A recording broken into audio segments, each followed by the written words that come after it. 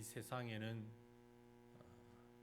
많은 그런 단체들이 있고요. 하나님의 은혜가 우리 모두에게 임하는 가운데에 많은 조직들이 있기 마련입니다. 우리 자막 다른 게 나가 있는 것 같아요. 지난주에 띄워져 있는데요. 다시 띄우세요.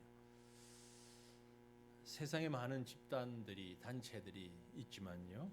그 중에는 우리에게 유익한 그런 단체도 있고 또 해로운 단체도 있습니다. 그 많은 단체 집단들 전 세계에 흩어져 있는데요.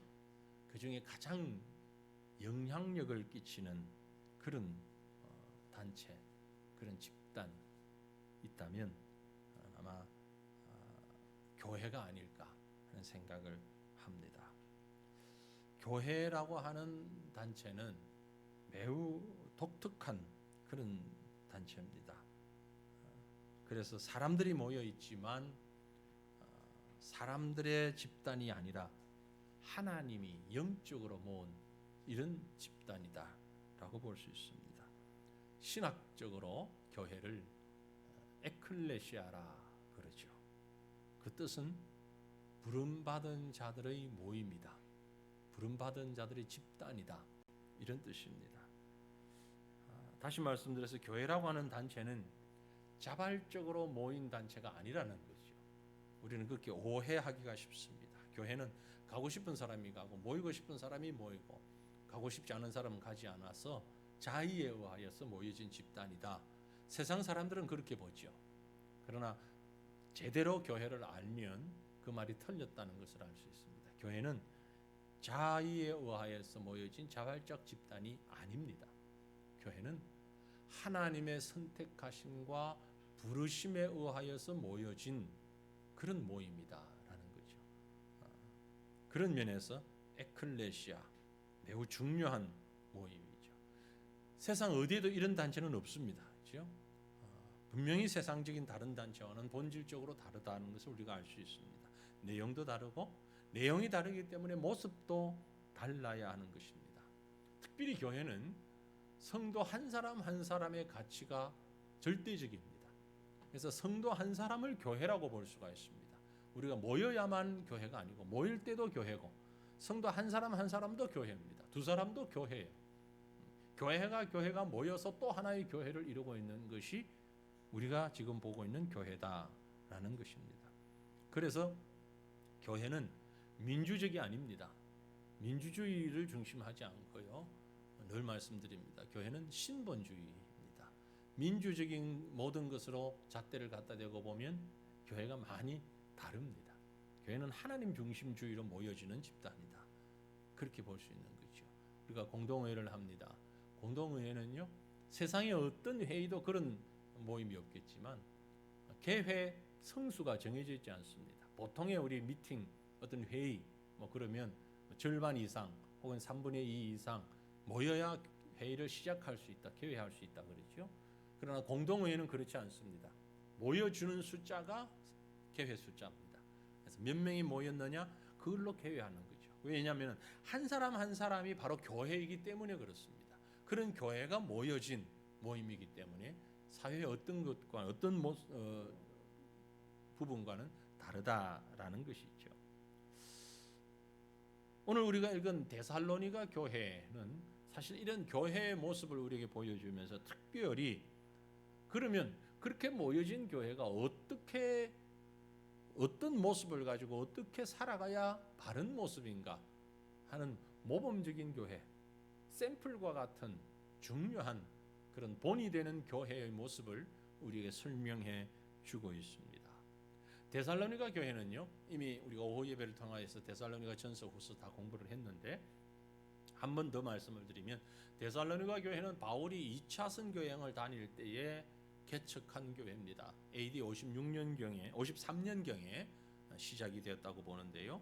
실라와 디모데와 바울 이렇게 함께 사역을 하면서 모여진 교회입니다. 처음에는 유대인 회당에서 모였다가 그 다음에 또 야손의 집에서 모이기도 하고 그렇게 교회가 형성이 되었는데 바울이 이 데살로니가 교회에 길게 목회를 못했습니다. 단 3주만 그곳에 같이 있었습니다. 시작할 때 3주. 그리고 핍박을 피해서 고린도로 옮기게 됩니다. 그러니까 바울의 마음속에 데살로니가 교회는 얼마나 애처로운 상황이지, 마치 아기를 놓고 낳자마자 아기를 떼놓은 것과 같은 그런 부모의 심정이 바울에게는 언제나 있었습니다. 그럼에도 불구하고 데살로니가 교회는요, 믿음과 소망과 사랑으로 잘 성장하고 건강하게 성장해가는 그런 교회였습니다. 바울은 바로 그 교회를 향하여서 참 안타까운 애틋한 마음을 담아 편지를 쓰고 있습니다. 그 편지가 바로 데살로니가 전서 후서예요. 그런데 데살로니가서에서는 바울이 어느 교회보다도 많은 칭찬을 하고 있는 것을 봅니다. 왜 칭찬을 할 수밖에 없었느냐? 정말 균형 잡힌 건강한 교회의 모습을 세워가고 있었기 때문에 그렇습니다. 그래서 오늘 우리는 이 데살로니가 전서에 나타나 있는 바울이 칭찬한 참 모범적이고 균형 잡힌 교회가 어떤 교회였는가 잠시 살펴보면서 오늘 우리 교회도, 우리 한 사람 한 사람도 바로 이렇게 건강하고 모범적인 성도로, 교회로 세워지기를 간절히 소망합니다. 데살로니가 교회가 어떤 모습이었는가 오늘 말씀의 서두에 먼저 말씀하시기를 은혜와 평강이 넘치는 교회였다 하는 걸 볼 수 있습니다. 은혜와 평강이 가득한 성도들이었다. 자, 본문 1절 말씀을 보시면은요, 바울과 실로아노와 디모데는 하나님 아버지와 주 예수 그리스도 안에 있는 데살로니가인의 교회에 편지하노라니 은혜와 평강이 너희에게 있을지어다. 여러분, 교회는 은혜와 평강이 넘쳐야 합니다. 그게 교회입니다. 교회, 성도, 한 사람 한 사람의 심령에 은혜와 평강이 가득해야 하는 것입니다. 바로 그리스도 안에 있는 교회라야 된다라는 말씀입니다. 여기서 그리스도 안에 있다 하는 것은요, 무슨 말이냐? 참 믿음을 의미하는 것입니다. 그리스도 안에 있는 자, 즉 새 생명으로 태어난 자, 그는 은혜와 평강으로 가득한 것입니다. 어린아이들이 얼마나 마음에 평안합니까? 태어나면 마음이 평안이 있는 거죠. 그걸 잊지 말아야 되는 것입니다. 교회는 이런 은혜와 평강을 잊어서는 안 됩니다. 고린도후서 5장에 보면 그런즉 누구든지 그리스도 안에 있으면 새로운 피조물이라 이전 것은 지나갔으니 보라 새 것이 되었도다라고 말씀합니다. 그리스도 안에 있으면 새로운 피조물이다. 그리스도 안에서 새로운 피조물이다. 이것이 바로 교회의 모습이죠. 그 새로운 피조물은 은혜와 평강이 가득한 존재가 되는 것입니다. 여러분이 세상에서 어떤 삶을 살다 왔든, 세상에서 무엇을 가지고 살았든, 교회에 와서 성도의 모습으로 돌아와서는 그 은혜와 평강이 그 속에 가득해야만 된다라는 것입니다. 여기서 얘기하는 은혜라는 건 뭡니까? 은혜는 하나님이 사람들을 향하여 베풀어 주신 모든 사랑의 행위, 도무지 받을 수 없는 사랑, 그것을 받았다라는 것이 은혜인 것이죠.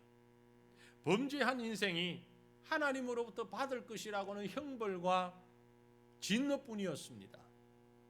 그런데 오히려 그 형벌이 아닌, 진노가 아닌 사랑을 받아 의인의 대접을 받는 거죠. 이게 은혜입니다. 이게 놀라운 은혜입니다. 성도는 바로 그런 하나님의 사랑의 은혜를 가득히 받은 자들이다 라는 말씀이죠. 이런 성도의 모습은 은혜가 충만할 때에 나타나는 모습이 바로 평강이라는 것입니다. 우리를 구원하신 그리스도께서 평화의 왕으로 오셨다는 말이 바로 이 말입니다. 어둠을 밝히고 두려움을 기쁨으로 변하게 만들고 평화가 임하게 하는, 이제 곧 성탄이 다가오는데요, 주님의 오심은 평화를 우리에게 주기 위함이다. 그것은 우리에게 하나님의 은혜가 넘치게 하고 그 은혜로 인하여 얻은 것이 바로 평강이기 때문에 그런 것입니다. 그러므로 교회는 하나님의 사랑을 받은 형제들이 모인 은혜와 평강의 공동체다 이렇게 새롭게 정리할 수 있을 것입니다. 교회 안에서 말씀을 받고 주님을 만나고 인격적인 변화를 받고 그래서 회개하고 성령 받아 양심의 변화를 가져오게 되고 그 결과로 은혜와 평강이 풍성하게 넘치게 되는 것입니다. 저와 여러분이 이 교회 구성원들이 핵심되는 부분들이 바로 이런 은혜와 평강으로 가득 찰 수 있기를 간절히 소망합니다. 우리가 만들어가야 하는 것이 또한 이것입니다. 이렇게 은혜와 평강이 가득한 자, 그런 자들은 모범적인 성도입니다. 그래서 오늘 성경 말씀에 우리가 읽은 본문 말씀에 핵심적인 내용이 바로 믿는 자의 본이 되라 라고 말씀하고 있죠. 성도는 믿는 자에게 혹 믿지 않는 자에게도 본이 되는 자여야 합니다. 7절 말씀을 보면 그러므로 너희가 마게도냐와 아가야에 있는 모든 믿는 자의 본이 되었느니라고 했습니다. 너희가 마게도냐와 아가야에 있는 모든 믿는 자, 주변 지역에 있는 모든 자들 가운데, 모든 믿는 자들 가운데 본이 되는 성도, 그게 바로 데살로니가 교회였고, 오늘 새과천 교회에 속한 모든 성도들이 믿는 자들의 온 세상의 본이 되기를 주님 이름으로 축원합니다. 본이 된다라는 얘기는 어떻게 한다는 얘기인가? 인간적인 기준에서 본을 얘기하는 게 아닙니다. 세상 기준을 가지고 본이 된다 안 된다 판가름하는 게 아닙니다. 그럼 그 기준이 뭔가? 오늘 본문 7절에 보면 그러므로 라고 시작합니다. 그러므로라는 것은 무슨 어떤 내용에 대한 결론이지요. 무슨 내용입니까? 바로 2절부터 6절에 있는 이 말씀들, 그 말씀의 내용을 담아서 그러므로라고 얘기하고 있는 거죠. 그럼 2절에서 6절 사이에 있는 말씀의 내용을 한마디로 요약한다면 무엇일까? 그게 바로 3절 말씀입니다. 우리 본문 3절 말씀을 다 같이 함께 읽겠습니다. 너희의 믿음의 역사와 사랑의 수고와 우리 주 예수 그리스도에 대한 소망의 인내를 우리 하나님 아버지 앞에서 끊임없이 기억하미니. 아멘. 바로 이것입니다. 이 말씀이 본이 되는 성도의 모습이라는 거죠. 우리가 하나님 앞에서, 세상 앞에서 가장 모범적인, 가장 건강한 교회로 서기 위하여서 여기에 지적하고 있는 말씀들이 그대로 이루어져야 한다라는 말입니다. 그럼 그 그러므로에 해당하는 3절 말씀의 내용이 뭘까? 3절 말씀의 내용을 하나하나 정리해 봅니다. 첫 번째는요, 믿음의 역사입니다. 믿음의 역사가 있는 성도, 모범적인 성도예요. 모범적인 교회예요. 믿음의 역사라는 말은요, 우리말만 가지고서는 조금 이해가 어렵습니다. 믿음의 일, 그런 뜻입니다. 믿음의 일. 다른 의미로 믿음으로 해서 필연적으로 산출된 일, 곧 믿음에 의해 이루어진 일. 이 말은 믿음 플러스 일 아닙니다. 믿음 더하기 일 아니고요, 일하는 믿음, 일에 의한 믿음, 살아 움직이는 믿음, 그것을 말하는 것이에요. 곧 하나님에 대한 믿음이 말과 태도와 행위를 통해 드러나는 것입니다. 나는 선택받았고 예수를 믿어 구원받았으니까 이제는 가만히 이 믿음만 지키고 있으면서 기도하고 다른 사람들에게 피해 끼치지 않고 죄짓지 않고 얌전하게 믿음만 가지고 있으면 된다. 그건 믿음이 아닙니다. 그건요, 죽은 믿음이에요. 죽은 믿음. 우리가 믿음에 대해서 그렇게 오해를 하잖아요. 내가 예수 믿습니다. 예수님이 내 죄를 위해서 십자가에 돌아가신 건 믿습니다. 예수를 믿으면서 내 죄가 용서받고 거룩하고 의로운 모습으로 새로 태어난 것을 믿습니다. 그래서 이제 예수님 공로 의지하여서 내가 이 땅을 떠나서 천국에 구원받을 줄로 믿습니다. 이게 믿음이에요. 그래서 이 믿음만 잘 간직하고 혼자 조용하게, 그래서 심지어 어떤 분들은 교회 모이지도 않고 그저 방송을 통해서 예배드리고 나 혼자만 이렇게 예배드리면 된다, 이게 믿음이다. 아닙니다. 그건 껍데기입니다. 껍질이에요. 애벌레가 성충이 되면서 싹 날아가고 빈 껍데기만 남아있는 벌레, 상상해 보십시오. 바로 그겁니다. 형식만, 모양만 있는데 실제는 아무것도 없는 것이에요. 제가 하는 말이 아니라 성경이 그 말씀을 합니다. 야고보서 2장 26절에 영혼이 없는 몸이 죽은 것 같이 행함이 없는 믿음은 죽은 것이라, 껍데기다, 그 말이에요. 믿음은 있는데 그 믿음의 일, 믿음으로 인한 행위, 일이 없으면 죽은 믿음이다. 다시 말씀드립니다. 믿음은 이론이나 생각이 아닙니다. 믿음은 행동입니다. 목소리 높여서 자기 주장 내세우고 논리적으로 다른 사람 설득하고, 그게 믿음 아닙니다. 믿음은 그 믿음에 근거하여 움직이는 것이에요. 믿음을 가진 사람은 구경꾼의 자리에 있는 사람이 아닙니다. 관중석에 있는 사람이 믿음 가진 사람이 아닙니다. 무대 위에서 실제로 움직임이 행동하는 사람이 믿음 가진 사람이에요. 하나님이 만들어주신 이 땅의 무대 위에서 하나님의 일을 감당하며 일하는 사람이 믿음 있는 사람이지, 바라만 보고 가만히 앉아있는 사람은 믿음이 아니라는 거죠. 믿음이 있노라 하는 성도들 가운데서도 자신의 수고와 땀 흘림이 없이 그저 기도하면 이루어지니까 어쩌면 그 사람들에게는 기도가 핑계가 될 수도 있습니다. 그러면서 하나님만 바라보고 있는, 기적적인 방법으로 하나님이 주시기를 기다리고 있는, 하나님 우리 교회가 부흥할 줄 믿습니다, 우리 교회 500명, 1000명, 2000명 될 줄 믿습니다 밤새 기도하는 그 사람이 믿음 좋은 사람이냐? 아니라는 거죠. 물론 기도해야죠. 당연히 해야죠. 동시에 뭐 해야 합니까? 그렇게 부흥되기를 원한다면 기도하면서 나가서 전도해야죠. 전도하는 일이 있어야 되는 겁니다. 아니, 믿음으로 기도하면 하나님이 감이 떨어지는 것처럼 하늘에서 푹 쏟아 부어주실 거야. 갑자기 교회 문이 확 열리더니 나도요 그러면서 막 들어오는 이런 것을 꿈꾸고 계십니까? 그건 믿음이 아니라는 얘기예요.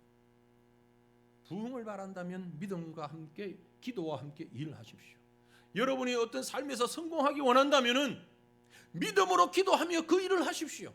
학생이 공부하지 않고 기도만 하면 종성직이 나올 수가 없습니다. 공부해야 됩니다. 밤을 새우며 공부하며 기도하며 말씀 위에 서서 공부해야만 좋은 결과가 나오는 거죠. 믿음은 바로 일과 함께 하는 것이다. 그게 믿음의 역사라는 말입니다. 사랑하는 성도들이요, 우리 새가천 교회 성도들, 살아있는 움직이는 믿음 소유할 수 있기를 간절히 바랍니다. 오늘 우리가 직분자를 선출합니다. 제가 특별히 직분자 선출을 앞두고 기도하면서 이런저런 생각들을 하면서 참 마음에 묵은 짐도 있고 안타까움도 있어요. 비단 우리 교회만이 아니라 지금 적어도 다른 나라 교회는 모르겠어요. 한국 교회 상황 속에서 직분이 하나의 호칭이 되어버렸다는 거죠. 목사라는 호칭, 장로, 권사, 집사라는 호칭 아닙니다. 이 직분은 일할 수 있는 부분과 그 일을 한정지어서 부르는 것입니다. 목사라고 불렀을 때는 목사의 일을 해야 하는 사람이에요. 장로, 그러면 장로의 일을 하는 사람이고, 집사는 집사의 일을 하는 사람, 권사는 권사의 일을 하는 사람이지, 이름 뒤에 붙이는 호칭, 누구누구 선생님, 누구누구 씨라는 것처럼 그 직분을 그렇게 호칭으로 붙이는 게 아니라는 거지요. 그런데 현실은 어떻습니까? 수없이 말하고 수없이 들으면서 우리는 이걸 싹 지워버립니다. 지워버리고 그 호칭, 그 직분이 마치 호칭처럼 사용되는, 그래서 그런 호칭을 듣고 싶어하고 부르고 싶어하는 우리 안타까운 현실입니다. 다시 한번 기억하십시오. 여러분, 집사는 집사의 일을 하는 사람입니다. 권사는 권사의 일을 하는 사람이에요. 장로는 장로의 일을 하는 사람이에요. 오늘 투표하실 때 이걸 잊지 마십시오. 이 사람이 과연 집사의 일을 할 수 있겠는가? 이 사람이 과연 권사의 일을 하는가? 그래서 그 사람을 뽑고 그 직분을 세우는 것이지, 부르기 위해서, 듣기 좋고 부르기 좋고 매끄럽기 위해서 그 호칭을 붙이는 게 결코 아니라는 사실을 여러분 꼭 기억해 주시길 바랍니다. 모범적인 교회는 믿음의 역사, 믿음의 일이 있는 교회입니다.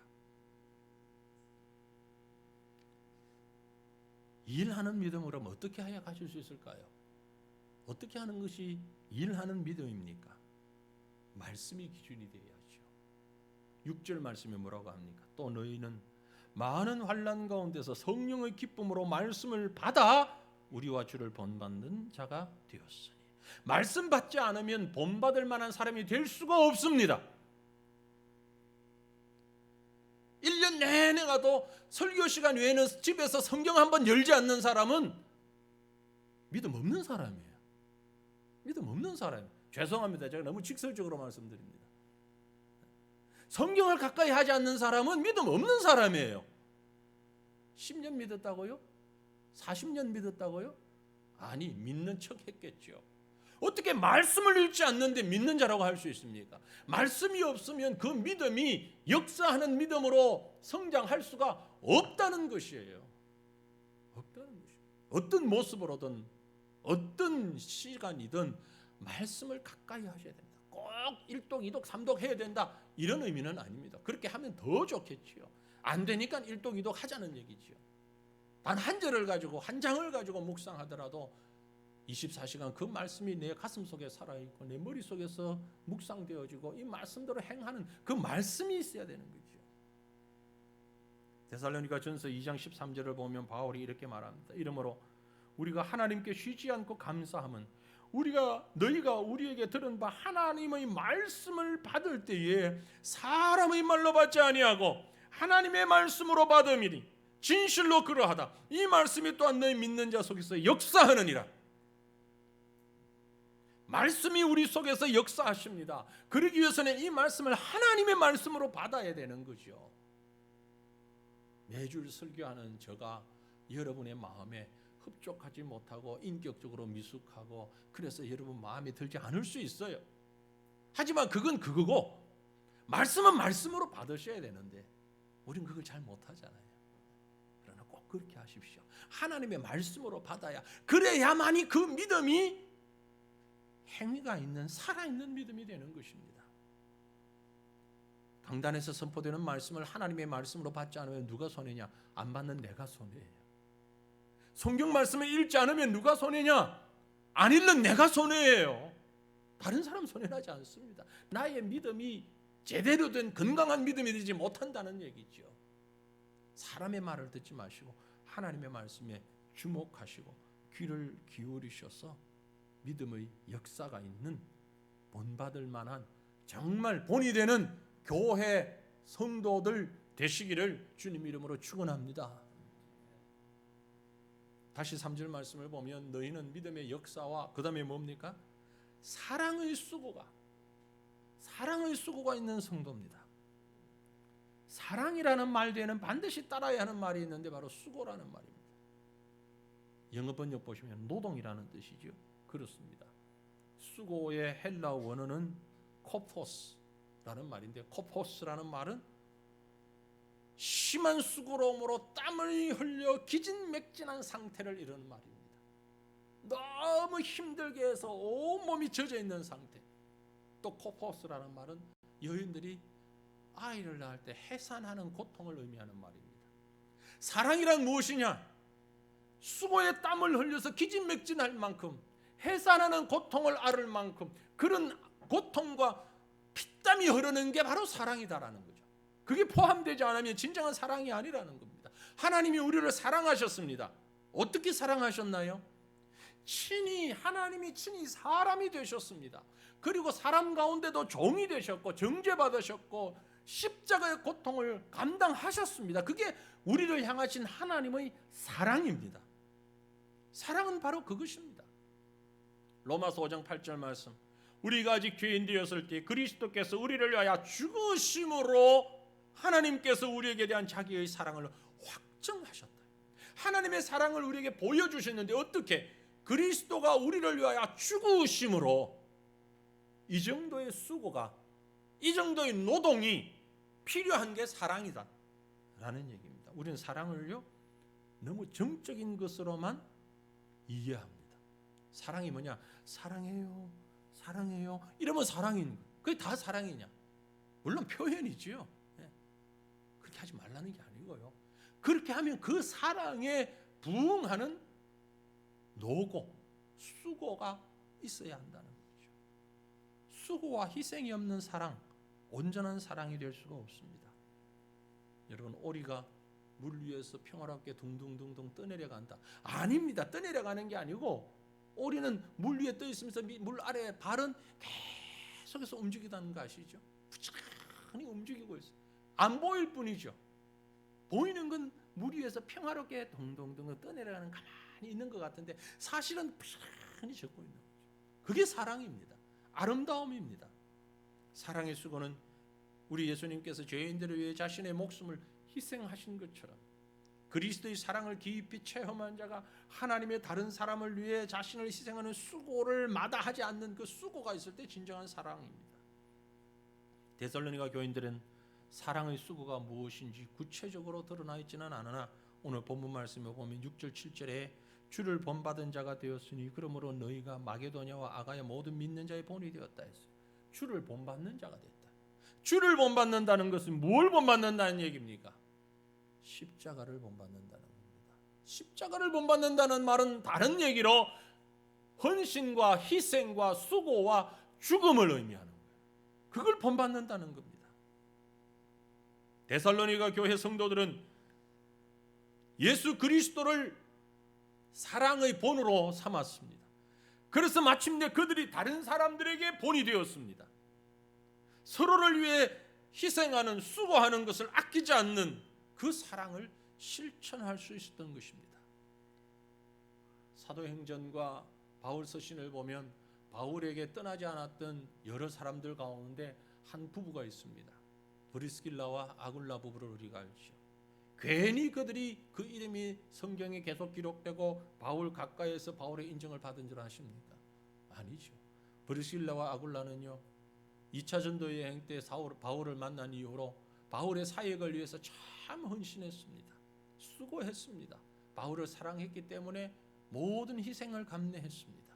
그래서 바울이 선교 여행을 전도하러 가는 곳마다 동행했고 심지어 바울보다 앞서가서 바울이 있을 거처를 마련하고 그 길을 준비하고 하는 일들을 이 부부가 했습니다.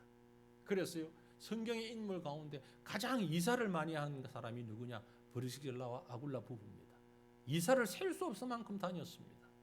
요즘이야 이삿짐 센터가 있어가지고 돈만 주면 숟가락 젓가락 하나까지도 다 제자리 갖다 놓아주지요. 그러나 이 시대 이사는 그게 아니잖아요. 온갖 것을 다 손해를 감수하고 수고를 해야만 하는 것이 이사입니다. 지금도 이사가 싫고 어려운데 브리스길라 아굴라는 복음 전도를 위해서 수없이 이사를 했습니다. 우리 가운데도 그런 수고, 사랑의 수고를 하는 분들이 많기를 바랍니다. 여러분 왜 이사하십니까? 집주인이 전세금 더 달라고 해가지고 감당이 안 됐어. 월세를 올렸어. 이 집을 하나 샀는데 지금 당장 들어갈 입장이 안 돼서 조금 재산 불려서 들어가기 위해서, 아니면은 지금 이사를 하는 것이 나중을 위해서 재테크에 유리할 것 같아서, 이런저런 이유, 아니면은 아이들 교육을 위해서. 그런데 왜 이사를 하는데 복음을 위해서, 전도를 위해서 이사한 분은 그렇게 많지 않을까요? 앞으로 제가 이사 신방 가가지고 왜 이사했습니까? 물어볼 때에 교회에 충성하려고요, 좀 더 교회에 헌신하려고 제가 이사했습니다, 이런 고백을 하는 분들이 많아지기를 간절히 바랍니다. 봐, 아멘 안 하는 거 딱 한 번만 아멘 했어. 지금 못하겠다는 거지. 교회를 위해서는 이사 못하겠다는 거지. 재산 늘어나기 위해서는 이사해도, 내 자식 좋은 학교 보내기 위해서는 이사를 할 수 있어도 교회를 위해서 충성하기 위해서는 이사 못하겠다는 거지. 맞습니까? 그건 아니죠. 아닌데 대답도 안 하시고, 지금까지는 못해 오셨다 할지라도 이제부터라도 복음을 위해서, 하나님의 나라를 위해서 수고를 아끼지 않을 만큼 브리스길라와 아굴라를 기억하는 우리 성도들 되시기를 간절히 바랍니다. 그게 사랑입니다. 하나님을 사랑하신다고요? 성도를 사랑하신다고요? 영혼을 사랑하신다고요? 그럼 그 사랑에 대한 수고가 있어야 되는 거죠. 사랑에 대한 수고가 있어야 되는 것입니다. 진정으로 사랑하는 사람은 그런 사랑을 할 때 마음에 기쁨이 있잖아요. 다시 본문을 봅니다. 믿음의 역사와 사랑의 수고, 그리고 한 가지가 더 남았습니다. 그 뭐죠? 소망의 인내입니다. 소망의 인내. 이 소망이라는 단어는요, 인내라는 단어가 함께 붙어 있지 않으면 아주 의미가 퇴색돼 버립니다. 소망이라는 말에는 꼭 인내가 함께 붙어 있어야 됩니다. 실과 바늘이 같이 가듯이 소망에 인내가 빠져버리면은 그건 단순한 무지개예요. 허황된 꿈이에요. 그러나 그 소망에 인내라는 말이 함께 붙어 있을 때 진정한 소망의 가치가 드러나는 것입니다. 우리가 가지고 있는 소망 가운데 가장 큰 소망이 뭡니까? 제일 큰 소망, 주님 만나는 소망이지요. 하나님 품에 안기는 소망이지요. 예수 그리스도를 만나는 소망입니다. 로마서 8장 19절에 피조물의 고대하는 바는 하나님의 아들이 나타나는 것이라. 하나님의 아들이 나타나는 것이 이게 우리 저와 여러분의 가장 큰 소망인 줄로 믿습니다. 성도는 이 소망을 가지고 사는 자들인데 이것은 반드시 함께 해야 하는 것이 있는데 그것이 바로 인내라고 하는 것입니다. 인내. 이 소망이 너무 크기 때문에 우리가 인내하면서 낙심하지 아니하고 절망하지 아니하고 포기하지 아니할 수가 있는 것입니다. 데살로니가 교회는요, 주의 오심을 특별히 열정적으로 기다리는 교회였습니다. 그래서 데살로니가 후서를 보면 주님의 오심에 대한 여러 가지 언급들을 볼 수 있습니다. 주님의 오심을 특별히 사모하면서 살아가는, 그래서 그걸 종말론적인 삶이라고 얘기합니다. 여러분, 종말론적인 삶이라 그러면 오해하지 마십시오. 부정적으로 이것을 이제 세상 끝이 오니까 캐세라세라 가지고 있는 거 다 먹고 쓰고 즐기고 놀자, 그리고 다 쓰고 가자, 일도 필요 없다, 뭐도 필요 없다, 이게 종말론적 삶 아닙니다. 종말론적인 삶은요, 주님 오실 그날을 바라보며 인내하는 겁니다. 참는 것이에요. 사랑을 위해서 참고 믿음을 위해서 참고 은혜와 평강을 유지하기 위하여 참고 오늘 주어진 현재의 삶에서 최선을 다하여 수고하는 것입니다. 그래서 사도 바울은 종말론적인 삶을 얘기하면서 뭐라고 얘기했느냐? 누구든지 일하기 싫어하거든 먹지도 말게 하라고 그랬어요. 데살로니가 전서를 결론 맺을 때에 5장 23절 가보면 평강의 하나님이 친히 너희로 온전히 거룩하게 하시고 또 너희의 온 영과 혼과 몸이 우리 주 예수 그리스도에 강림하실 때 흠 없게 보존되기를 원하노라. 흠 없게 보존되기를 원하노라. 이 말씀이 바로 아주 적극적인 종말적인 삶을 살아라는 말입니다. 긍정적인 모습을 가지고 인내하는 소망을 가지고 사는 것, 그게 바로 그리스도의 강림을 기다리는 성도의 온전한 모습인 것입니다. 값진 소망은 고통을 이기고 인내하는 시간을 요구합니다. 인내 속에서 소망은 아름답게 꽃필 수 있습니다. 우리 하나님은 우리를 구원하시기 위하여 긴 시간 참으셨습니다. 창조 이후로 타락하고 범죄하고 하나님을 떠나는 영혼들을 다시 부르시고 회개하게 하시고 용납하시고 용서하시고 또 범죄한 자들을 또 다시 부르시고 용서하시고 용납하시고 또 범죄한 자들을 또 부르시고 또 기다리시고 하나님의 인내는 끝이 없었습니다. 창조 이후에 모든 죄인들을 포기하지 아니하시고 기다려 주셨습니다. 이것이 바로 하나님의 인내인 것입니다. 사랑하는 성도 여러분, 믿음 안에서 이 인내의 소망을 날마다 붙잡으시기를 바랍니다. 주님 오시는 그날까지 우리의 신앙을 포기하지 마십시오. 결코 낙심하지 마십시오. 주님 만나는 그날까지, 그날 모든 걸 내려놓으면 됩니다. 주님 만나지 않으면 우리의 소망은 끝나지 않는 것입니다. 주님의 품에 안길 때에 온전한 소망이 이루어지는 줄을 믿고 그 주님을 바라보며 인내하는 믿음을 소유할 수 있기를 간절히 바랍니다. 말씀을 맺습니다. 저와 여러분은 하나님의 선택함을 받은 자들입니다. 교회라는 공동체는 바로 이 하나님의 선택에 의하여서 이루어진 단체입니다. 그러므로 원하기는 우리가 주님이 원하시는 모범적인 성도, 모범적인 교회의 모습을 갖추어 갈 수 있도록 믿음의 역사와 사랑의 수고와 소망의 인내를 가지고 주님 주시는 은혜와 평강에서 풍성한 삶을 누리는 저와 여러분 되시기를 주님의 이름으로 축원합니다. 우리 함께 기도하겠습니다.